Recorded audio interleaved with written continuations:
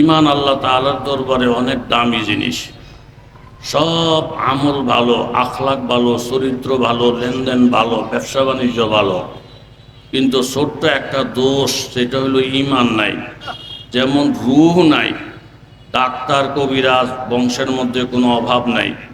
রূহ না থাকলে কোনো ডাক্তারের চিকিৎসা বেকার, ঔষধপত্র বেকার। যে লোকটার ইমান নাই, যত ভালো আখলাক, যত ভালো চরিত্র, যত নম্র ভদ্র, আখেরাতের জন্য সব বরবাদ, ফার্স্ট ছয়ের কোনো কাজে আসবে না। কথা জুড়ে বলেন ঠিক কিনা? জান্নাতীরা যখন জান্নাতে যাবে, ফা আকবালা বাদুহুম আলা বাদিন ইয়াতাসাআলুন, জান্নাতীরা জান্নাতের মধ্যে গিয়ে এমনভাবে বসবেন, একজন আরেকজনের চেহারা দেখবি, একজন আরেকজনের মুখামুখি হয়ে বসবি, একে অপরের সঙ্গে আলাপ আলোচনা, এরকমভাবে মজলিস কায়েম হবে।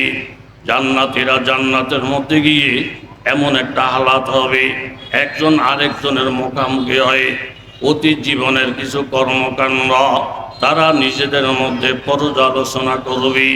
ওয়ালা কাইলুম মিনহুম, এর মধ্যে একজন জান্নাতি বলবেন, ইন্নী কানা লি কারিন, ও জান্নাতের বন্ধুরা শোনো রে, আমার একজন প্রতিবেশী, আমার একজন বন্ধু ছিল। এই লোকটার সঙ্গে আমি জীবনে বহু উঠা বসা করেছি, ছাত্র জীবন কাটাইছি। তার ব্যবহারের দ্বারা সমস্ত মানুষ মুগ্ধ হয়ে যেত, তার কথাবার্তার দ্বারা সব মানুষ তার জন্য ভক্ত হয়ে যেত। ওই বন্ধুর সব গুণাবলী ঠিক ছিল, কিন্তু ঈমান ছিল না। সে একদিন আমাকে বলে, ইয়াকুলু আইন্নাকা লামিনাল মুসাদ্দিকিন, ও বেঈমান বন্ধু আমাকে একদিন ডাইকা বলে, বন্ধু তোমরা মুসলমানেরা এই কথা কি বিশ্বাস করো, আইযা মিতনা, আমরা যখন মৃত্যুবরণ করব, ওয়াকুন্না তুরাবাম ওয়া ইযামা, আমরা যখন মাটি হয়ে যাব, আমাদের হাড্ডিগুলো ছাড়া যখন আর কিছুই থাকবে না, মাটি হয়ে যাওয়ার পরে, কবরের মধ্যে মিশে যাওয়ার পরে, মাটি আমাদের শরীর খেয়ে ফেলার পরে, আইন্না মাদলামাদিনুন, আমরা কি আবার পুনরায় জীবিত হব? আমরা কি হাসরের ময়দানে যাব?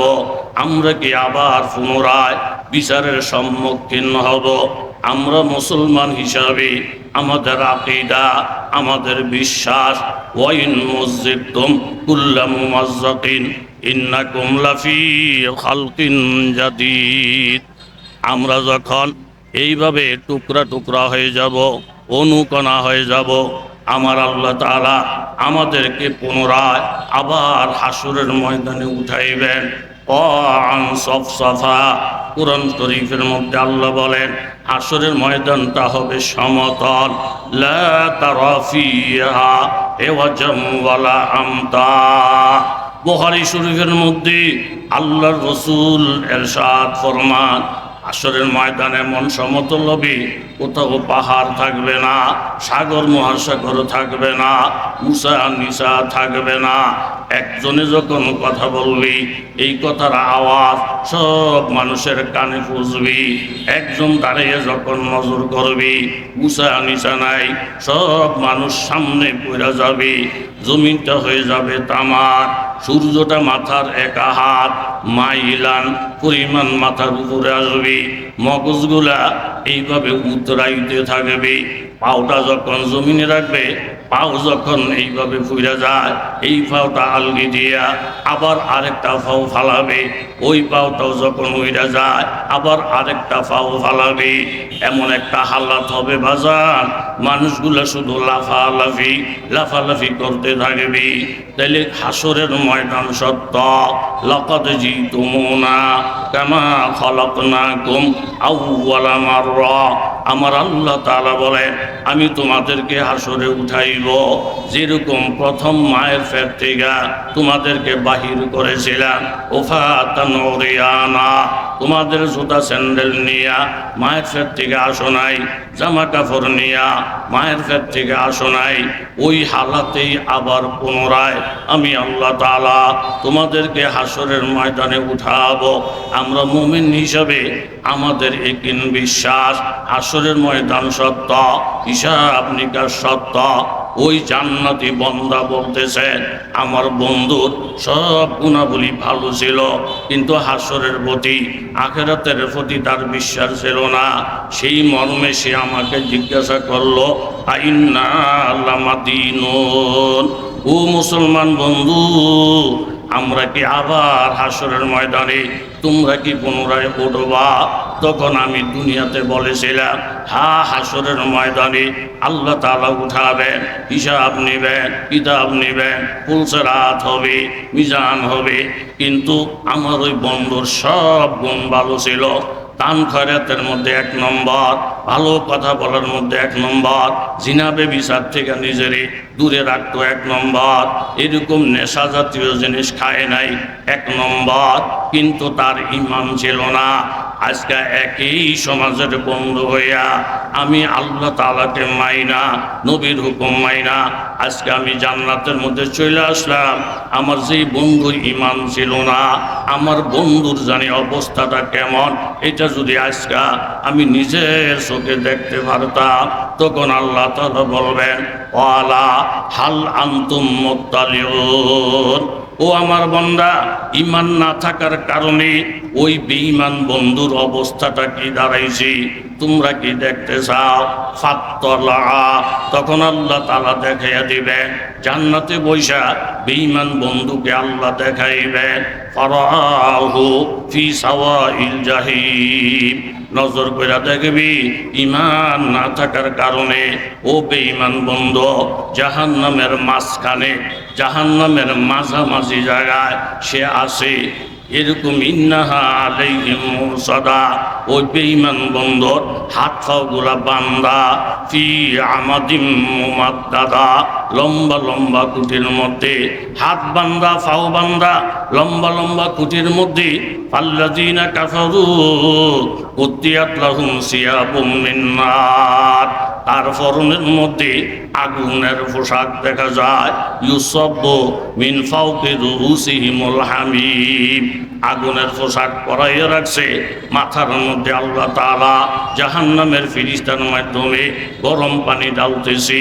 এত গরম, এত গরম, ইউসাহারু বিহি মা ফি বুতুনিহিম ওয়াল জুলুদ, ওই গরম পানিটা যখন মাথার মধ্যে ঢালে এরকম পেটের নাড়ি বুড়িগুলা বাইরে হয়ে যায়, চামড়াগুলা সব জইলা বইরা সারখার হয়ে যায়।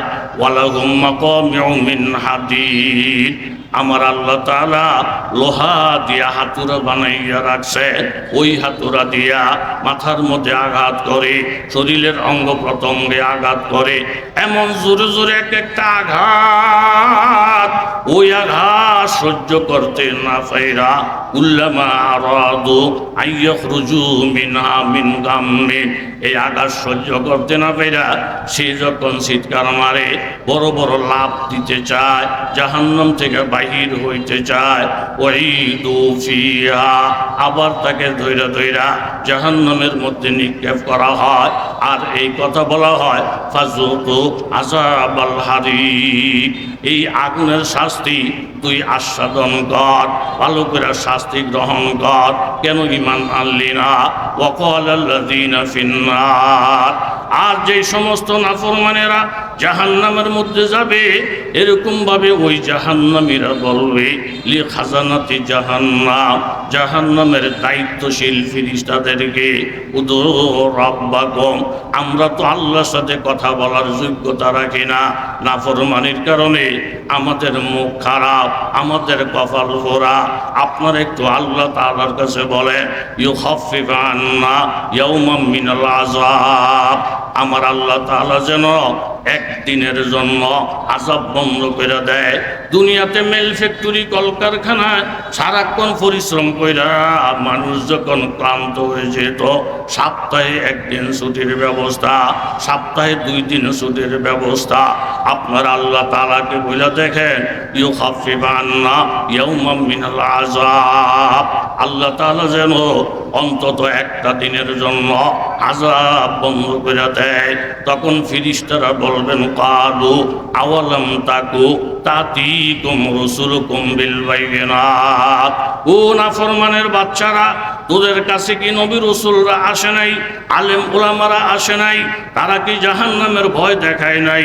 কবরের আযাবের ভয় দেখায় নাই? কালু বালা, হ্যাঁ আযাবের ভয় দেখাইছিল, এরকম গজবের কথা বলেছিল। তখন ফেরেশতারা বলবেন, তাইলে তোমরাই আল্লাহ তাআলার কাছে বলো একদিনের আযাব বন্ধ করার জন্য। তবে জাইনা রাখো, ওয়ামা দুআউল কাফিরিনা ইল্লা ফি দালাল, কোন কাফের মুশরিকের দোয়া, কাফের মুশরিকের ফরিয়াদ আমার আল্লাহ তাআলা আজকে গ্রহণ করবেন না। কেন গ্রহণ করবেন না? রব্বানা আখরিজনা মিনহা, জাহান্নামের আগুনে জ্বলতে জ্বলতে এক পর্যায়ে বলবে, ও আসমানের মালিক, তুমি আমাদেরকে জাহান্নাম থেকে বাহির করে দাও, আবার দুনিয়াতে পাঠাইয়া দাও।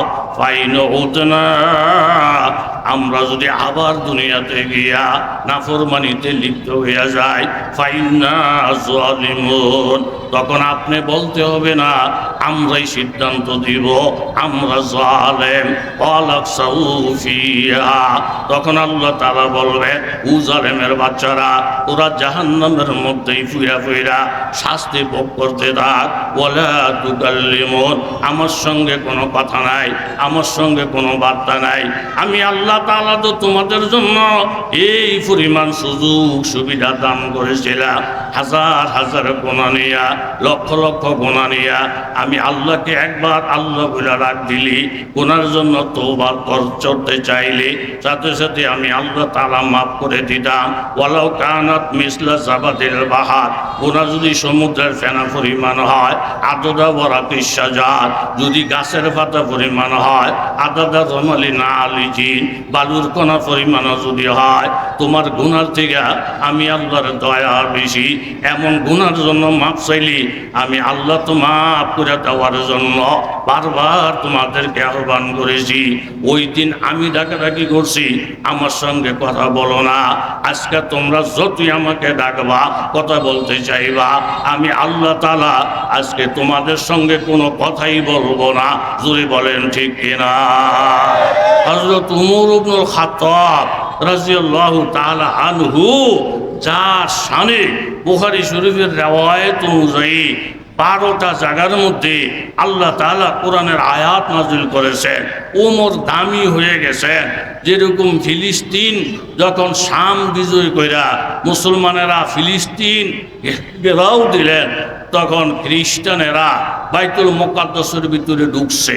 ঢুইকা তারা বলতেছেন, আমরা বাইতুল মুকাদ্দাস থেকে বাহির হব না, আপনারা আমিরুল মুমিনিন হযরত ওমরকে খবর দেন, উনি আইসা যদি সই করে আমরা মুসলমানদেরকে ট্যাক্স দিব, জিজিয়া দিব, মুসলমানরা আমাদের জানমালের নিরাপত্তা দিবে, আমরা মুসলমানের বিরোধিতা পরিহার করব। শর্ত হইল খলিফাতুল মুসলিমিন ওমর নিজে আইসা যেন এই সোলাহনামার মধ্যে, সন্ধিনামার মধ্যে যেন সই করেন। শর্ত হযরত ওমর আসবেন। আবু উবায়দা রাদিয়াল্লাহু আনহু খলিফাতুল মুসলিমিনের কাছে খবর পাঠাইলেন, হুজুর আপনার সই ছাড়া এরা মানবে না, কষ্ট করে আপনি আসেন। হযরত ওমর রাদিয়াল্লাহু আনহু সাথে একজন খাদেম লইলেন, নিজে প্রস্তুতি গ্রহণ করলেন। এই 2 জনের জন্য একটা ঘোড়া নির্ধারণ করলেন। খাদেম বলতেছেন, হুজুর মানুষ 2 জন, ঘোড়া একটা কেন? বলে এখনো প্রজাদের মধ্যে একটা ঘোড়ার মালিক প্রজারা হয় না। আমরা 2 জন যদি 2টা ঘোড়া ব্যবহার করি, প্রজাদের উপরে জুলুম হয়ে যায়। অতএব আমরা মানুষ 2 জন, ঘোড়া একটাই হবে। সিস্টেম হবে এই, 1 মাইল তুমি ঘোড়ার পিঠে বসবা, আমি লাগাম টানবো, আরেক মাইল আমি ঘোড়ার পিঠে বসবো, তুমি লাগাম টানবা।